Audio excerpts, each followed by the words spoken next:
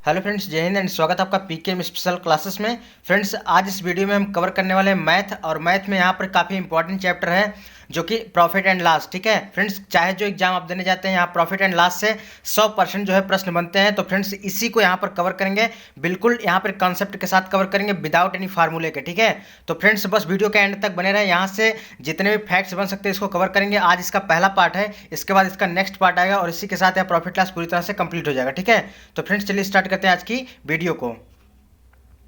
तो फ्रेंड्स, सबसे पहले यहाँ पर हम जो बेसिक कॉन्सेप्ट है इसको हम कवर करेंगे, उसके बाद यहाँ पर वन बाय वन करके हम सब कुछ समझते हैं। ठीक है, तो सबसे पहला पॉइंट है यहाँ पर जो प्रॉफिट एंड लॉस होता है, इसमें सबसे पहला पॉइंट है जो सीपी एंड एसपी होता है। ठीक है, यानी सीपी क्या होता है और एसपी क्या होता है, इसको हम पढ़ते हैं। ठीक है, सीपी का मीन्स होता है जो कास्ट प्राइस, यानी जो क्रय मूल्य होता है, इसको हम कहते हैं, यानी जो जिस पर कोई वस्तु खरीदी जाती है उसे हम क्या कहते हैं, क्रय मूल्य कहते हैं। ठीक है, जैसे सपोज दैट कोई वस्तु आप 10 रुपये की खरीदते हैं। ठीक है, तो यह आपका क्या होगा, क्रय मूल्य हो गया। ठीक है, और उसके बाद क्या है, विक्रय मूल्य जो होता है, यानी जिस पर आप कोई वस्तु बेचते हैं, यानी 10 रुपये का आप खरीदे और उसके बाद 12 रुपये का आप बेच दिए, या कुछ भी वस्तु आप बेच दिए, तो यह आपका क्या हो गया, विक्रय मूल्य हो गया, यानी एसपी यानी सेलिंग प्राइस हो गया।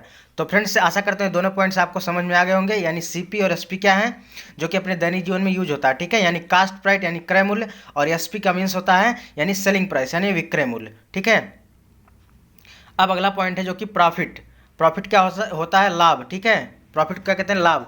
देखिए फ्रेंड्स, कम में खरीद कर जो है उसे अधिक में बेच देना, वो क्या होता है, लाभ होता है। जैसे सपोज दैट आप 10 रुपये की कोई वस्तु खरीदे हैं और उसके बाद 12 रुपये में बेच दिए, तो आपको क्या होगा, लाभ होगा। कितने का लाभ होगा, 2 रुपये का लाभ होगा। ठीक है, अब अगला पॉइंट है कि हानि क्या होता है। सपोज दैट आप किसी वस्तु को जो है अधिक में खरीद कर जो है उसे कम में बेचते हैं, तो यह क्या होगा, हानि होगा। सपोज दैट आपने 10 रुपये का कोई वस्तु खरीदा और उसके बाद आपने 8 रुपये में बेच दिया। ठीक है, तो आपको कितने रुपए का हानि हुआ, यहाँ पर 2 रुपये की हानि हो गई। ठीक है, तो यानी अधिक में खरीद कर उसे कम में बेच देना, तो यह क्या होता है, हानि होता है। अब अगला पॉइंट है कि अंकित मूल्य क्या होता है। तो फ्रेंड्स, जो होता है कि जितना दुकानदार इस पर प्रिंट करता है, यानी मार्क प्राइस जितना करता है, उसे हम अंकित मूल्य कहते हैं। सपोज दैट जैसे आप कोई वस्तु जो है मार्केट से खरीद कर लाएँ, 100 रुपये में खरीद कर लाएँ। ठीक है, और उस वस्तु पर जो है 110 रुपये, 120 रुपये, 130 रुपये या 140 रुपये कुछ भी प्रिंट करवाएं, तो वह आपका क्या होता है, मार्क प्राइस होता है, यानी क्या हो जाता है, अंकित मूल्य होता है। क्या होता है, अंकित मूल्य यानी मार्क प्राइस। अब नेक्स्ट पॉइंट है कि बट्टा क्या होता है।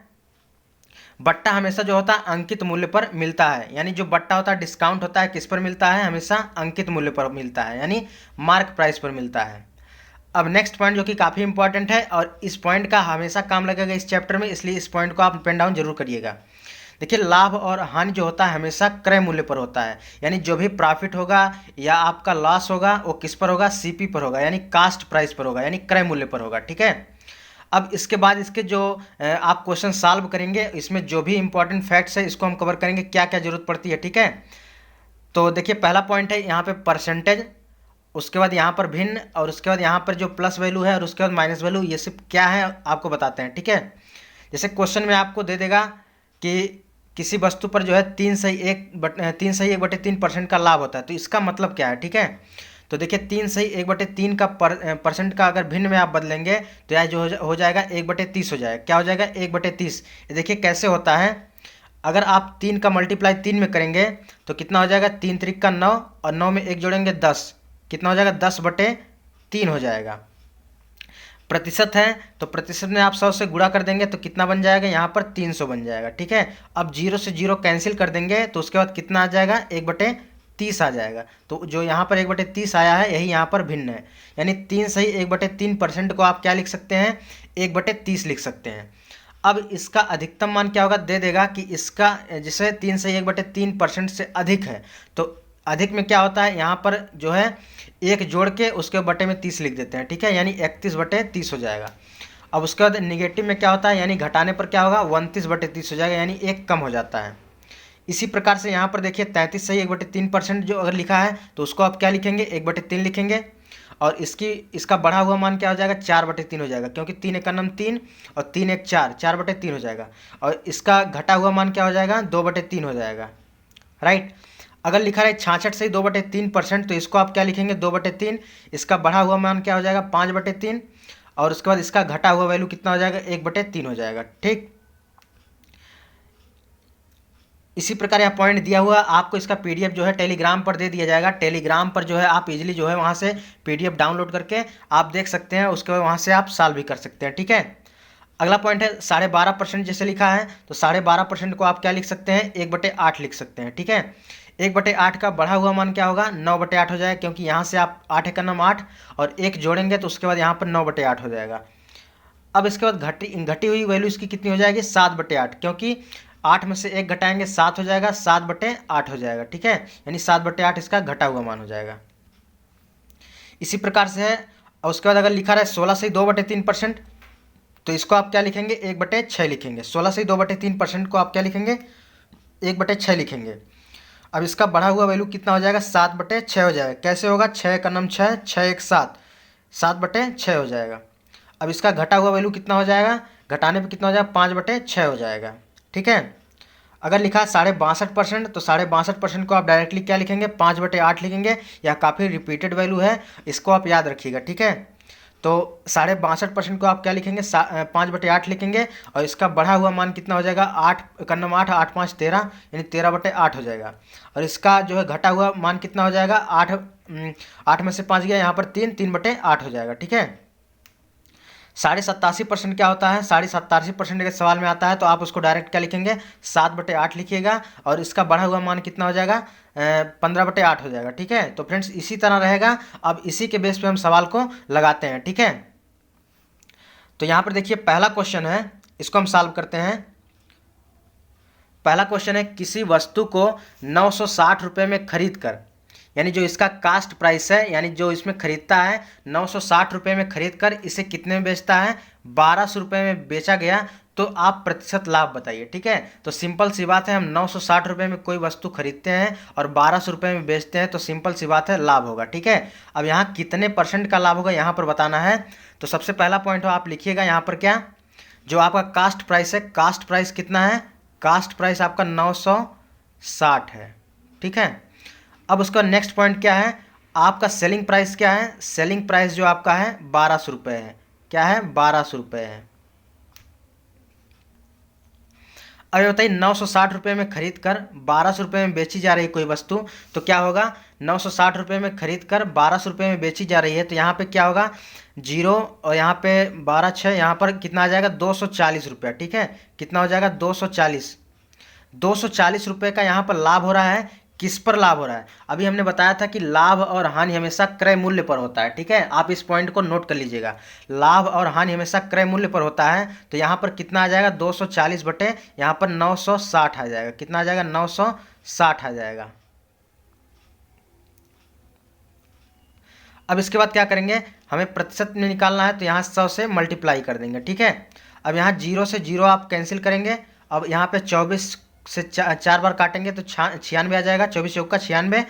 अब उसके बाद यहाँ से 4 से काटेंगे 4, यानी 25 चौका 100। ठीक है, 25 चौका 100, यानी 25% का आप यहाँ पर लाभ हो रहा है। ठीक है, क्या हो रहा है 25% का लाभ हो रहा है।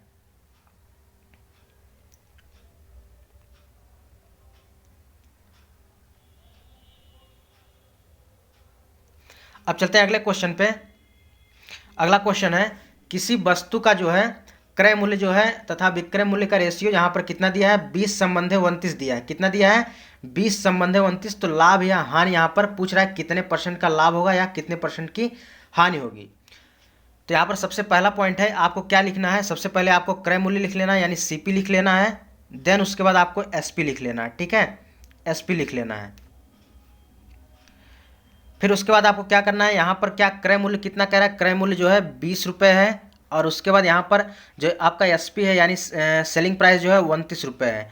तो बस आपका सवाल सॉल्व हो गया। ठीक है, यानी 20 रुपये में खरीद कर 29 रुपये में बेचता है, तो कितने % का लाभ हुआ यहाँ पर, देखिए 9 रुपये का लाभ हो रहा है। कितने का 9 रुपये का लाभ हो रहा है। अब किस पर लाभ हो रहा है, देखिए 29 पे हो रहा है कि 20 पे हो रहा है। तो लाभ हमेशा जो होता है वो हमेशा क्रय मूल्य पर होता है। लाभ किस पर होता है, हमेशा क्रय मूल्य पर होता है। तो 9 बटे कितना कर देंगे, 9 बटे यहाँ से 20 कर देंगे। ठीक है, 9 बटे 20।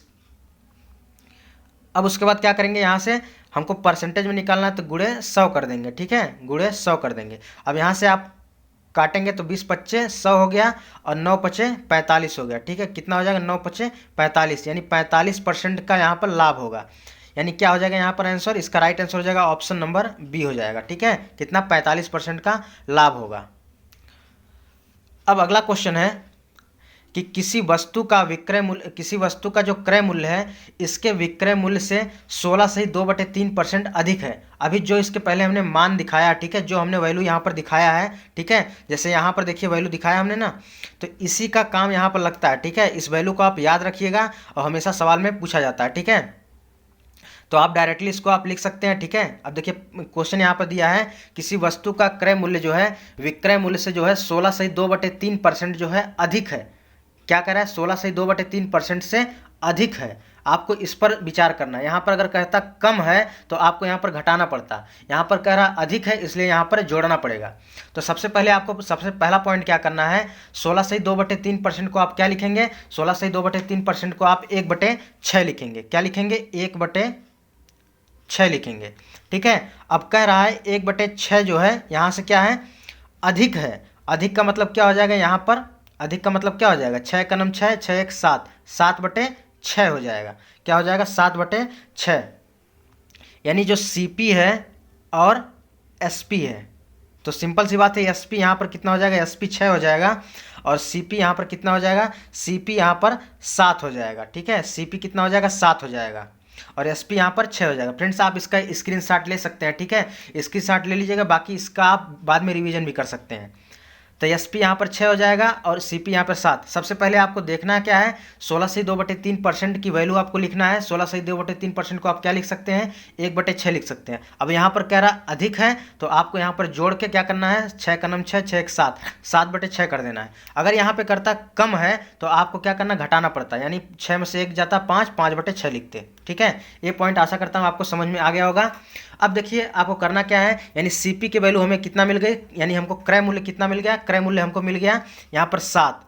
क्रय मूल्य कितना मिल गया हमको, 7, यानी 7 रुपये में हमने खरीदा और 6 रुपये में बेच दिया, ठीक है। यानी हमको जाहिर सी बात है हानि हुई। क्या हुई, हानि हुई। तो उसके बाद आप चाहे तो डायरेक्टली ऑप्शन से यही टिक कर सकते हैं। यहाँ पर 2 ऑप्शन दिए गए हैं और उसके बाद इसका पहला ऑप्शन सही हो जाएगा, ठीक है। अब देखिए 7 रुपये में हमने खरीदा, 6 रुपये में बेचा, यहाँ पर 1 रुपये की जो है हानि हुई। देखिए लाभ और हानि हमेशा किस पर होता है, लाभ और हानि हमेशा जो है क्रय मूल्य पर होता है। तो CP यहाँ पर 7 है तो यहाँ पर 7 यहाँ से नीचे कर देंगे और यहाँ पे हमें परसेंटेज में लिखाना है, 100 से मल्टीप्लाई कर देंगे, ठीक है। यानी सिंपल सी बात है, आप इसको क्या लिख देंगे, 100/7 लिख देंगे। क्या लिख देंगे, 100/7। तो यहाँ से आप इसको डिवाइड करेंगे तो 14 सत्ते 98, 14 सत्ते 98, 98 2 100, ठीक है, बटे 7, ठीक है। कितनी वैल्यू आ गई, इतना 14 सही 2/7% का क्या हुआ, यहाँ पर हानि हो गई, ठीक है। क्या हो गई, हानि हो गई। तो फ्रेंड्स इसका आप स्क्रीनशॉट ले सकते हैं, काफ़ी इजीली मेथड से हमने बताया है। तो 1 से 2 बार वीडियो को देख लीजिएगा, आपको पूरी तरह से समझ में आ जाएगा, ठीक है। तो इसका सही उत्तर क्या हो जाएगा, सही उत्तर हो जाएगा ऑप्शन नंबर ए, 14 से 2/7% की यहाँ पर हानि होगी, ठीक है। अब चलते हैं अगले क्वेश्चन पे। अगला क्वेश्चन है किसी वस्तु को 640 रुपये में बेचने पर उतनी ही हानि होती है तथा जितना 832 रुपये में बेचने पर लाभ होता है। तो इस वस्तु का क्रय मूल्य, फ्रेंड्स इस क्वेश्चन को आप स्टार बना लीजिए क्योंकि यह क्वेश्चन जो है बार बार पूछा जाता है, ठीक है। किसी ना किसी एग्जाम में आपको डायरेक्टली देखने को मिल जाता है यही वैल्यू, ठीक है। या तो चेंज करेंगे ये वैल्यू जो 640 और 832 या कम से कम 10 टाइम्स रिपीट हुआ है, ठीक है। कम से कम 10 बार जो है रेलवे में रिपीट हुआ है, ठीक है। तो इस पॉइंट को आप याद रखिएगा। तो फ्रेंड्स जब इस टाइप का क्वेश्चन आए तो आपको कुछ नहीं करना है, तो आपको सिंपल सा एक मेथड अपनाना है, ठीक है। यदि किसी वस्तु को 640 रुपये में बेचने पर उतनी ही हानि और जितनी ही 832 रुपये में बेचने पर लाभ होता है, तो इस वस्तु का अगर क्रय मूल्य पूछे तो आपको कुछ नहीं करना है, सिंपल सा दोनों को जोड़ के आधा कर देना, ठीक है।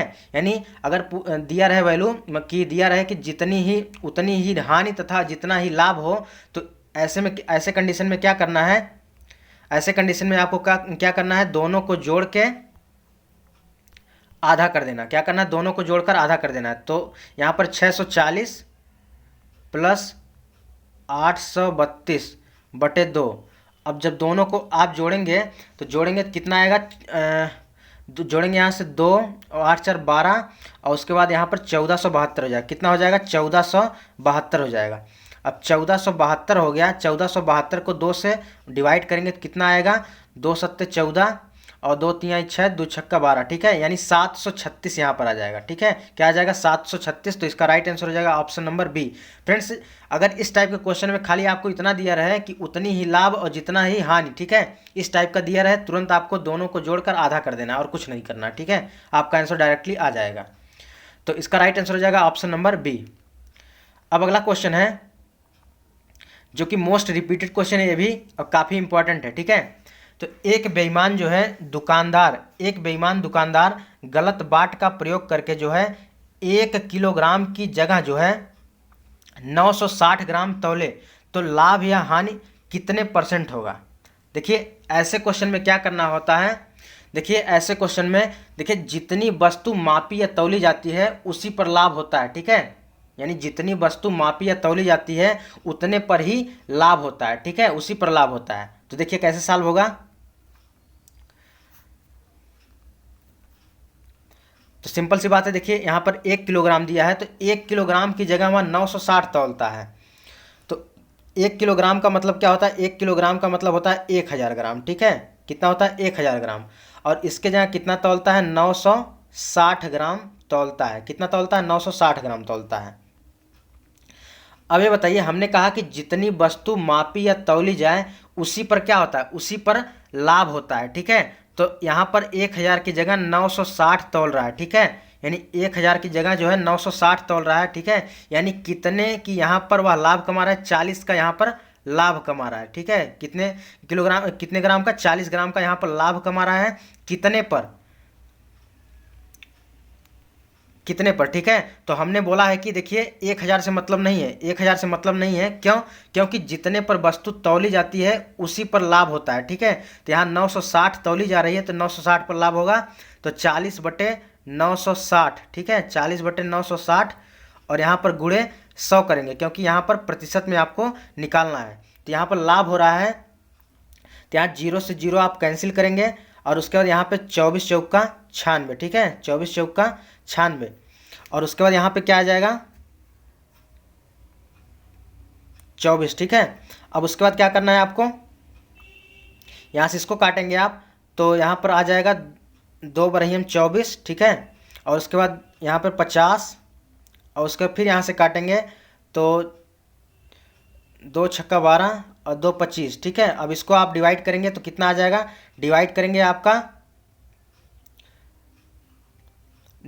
तो आपका कितना आ जाएगा? डिवाइड करने पर आपकी वैल्यू कितनी आ जाएगी? यहाँ से 4, यहाँ पे 25/6। ठीक है, 25 बटे 1 मिनट 25 बटे यहाँ पर 6 आ जाएगा, यानी 6 चौके 24, 24 एक 25, यानी 4 सही जो है 1/6% का क्या हो रहा है? लाभ हो रहा है। कितने का? 4 सही 1/6% का यहाँ पर लाभ हो रहा है। तो इसका सही उत्तर क्या हो जाएगा? ऑप्शन नंबर ए हो जाएगा। सिंपल सा, आपको कुछ नहीं करना है, जितने पर वस्तु तौली जाती है उसी पर लाभ हो रहा है। ठीक है, यानी 1000 ग्राम के ठीक है, 1000 ग्राम की जगह 960 तौलता है, यानी 40 का यहाँ पर लाभ कमाता है। कितने पर? 960 पर। ठीक है, कितने पर? 960 पर। गुणे 100 करेंगे, 0 से 0 काटेंगे और उसके बाद यहाँ पर 24 चौका 96। ठीक है, 24 आ गया और उसके बाद यहाँ पर 4 छक 24, 4 25 चौका 100। ठीक है, 25 चौका 100, यानी 6 चौके 24 और 6 चौके 24 एक 25, यानी 4 से 1/6% का लाभ होगा। ठीक है, तो इसका सही उत्तर क्या हो जाएगा? ऑप्शन नंबर ए हो जाएगा। अब चलते हैं नेक्स्ट एंड लास्ट क्वेश्चन पे। देखिए यह क्वेश्चन काफ़ी रिपीटेड क्वेश्चन है, इसको यहाँ पर हम सॉल्व करते हैं। ठीक है, दिल्ली या मेरठ के बीच जो है कुल 8 स्टेशन है, तब दिल्ली से मेरठ के लिए कितने प्रकार के टिकट की आवश्यकता है? ठीक है, दिल्ली या मेरठ के बीच जो है कुल 8 स्टेशन है, तब दिल्ली से मेरठ के लिए कितने प्रकार के टिकट की आवश्यकता होगी? तो फ्रेंड्स देखिए इसको कैसे सॉल्व करेंगे। देखिए दिल्ली, यहाँ है दिल्ली और यहाँ पर है मेरठ। ठीक है, इसके बीच जो है कुल कितने स्टेशन है? इसके बीच टोटल जो है 8 स्टेशन है। कितने स्टेशन है? 8 स्टेशन है। एक तो आपका दिल्ली हो जाएगा और दूसरा आपका मेरठ हो जाएगा। ठीक है, यानी इस यहाँ से दिल्ली से मेरठ तक कुल कितने स्टेशन हो गए? कुल स्टेशनों की संख्या आपकी 10 हो गई। कैसे हो गई? यहाँ पे पहला दिल्ली का हो गया, दूसरा मेरठ का हो गया और तीसरा यहाँ पर मेरठ का हो गया, ठीक है। इसके बीच 8 स्टेशन, टोटल स्टेशनों की संख्या 10 हो गई। तो जब भी आपको यानी n बराबर कितना आ गया, 10 आ गया, ठीक है। जब भी आपको टिकट इस तरह से प्रश्न पूछे, टिकट या उपहार का प्रश्न पूछे, तो आपको सिंपल सा एक फार्मूला याद रखना है, n-1, ठीक है। क्या रखना है, n-1। तो आपको सिंपल सी n की वैल्यू कितनी आ गई, 10 आ गई, और यहाँ 10 में से 1 घटाएंगे 9 आ गई, ठीक है। यानी 10 9 90। तो इसका सही उत्तर क्या हो जाएगा, इसका सही उत्तर हो जाएगा ऑप्शन नंबर सी हो जाएगा, ठीक है। यानी कितने प्रकार की टिकट की आवश्यकता होगी, यहाँ पर 90 प्रकार की टिकट की आवश्यकता होगी, ठीक है। तो इसका राइट आंसर क्या हो जाएगा, ऑप्शन नंबर सी हो जाएगा। तो फ्रेंड्स काफ़ी मोस्ट रिपीटेड क्वेश्चन है, इसलिए हमने इसको शामिल किया, ठीक है। तो फ्रेंड्स यह वीडियो कैसी लगी कमेंट बॉक्स में जरूर बताइएगा। बाकी मिलते हैं नेक्स्ट वीडियो, तब तक के लिए धन्यवाद।